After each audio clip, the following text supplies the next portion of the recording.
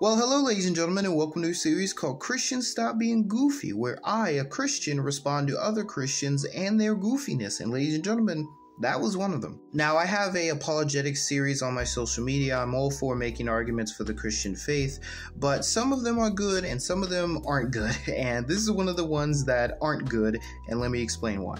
The first issue with this argument is that the term desires is not defined, so people are left up to themselves to decide what the term desire means in this context, and there are two possibilities, both of which make this argument flawed. If you just mean desires in general, well, psychology has identified 16 universal desires that humans have, and you'll notice things like acceptance, curiosity, even eating are all things that Christianity provides. A lot of psychologists will argue that religion is a way to attain these universal desires. Now, if what you mean by desires are sins like lust, envy, jealousy, other things, well, that's just question begging. You're assuming that Christianity is true and your understanding of the concept of sin is true in order to make the argument. It's also a hidden premise in this argument, which typically aren't good.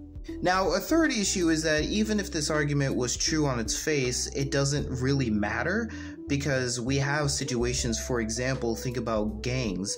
Oftentimes, in order to be initiated into a gang, you have to do something horrible, and oftentimes that will go against your own desire to do something horrible, but you end up doing it anyway. Oftentimes, people will give up their autonomy, their own thinking even, for the sake of the group or to be a part of a group. They will go against their own selves and their own desires in order to be a part of something.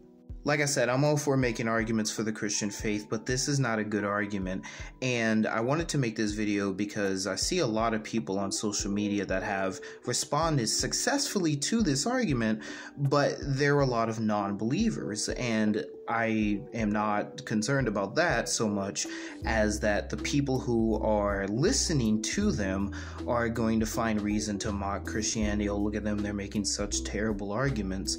And then on the other hand, Christians won't listen to the non-believers because they're non-believers, even if what they say is true.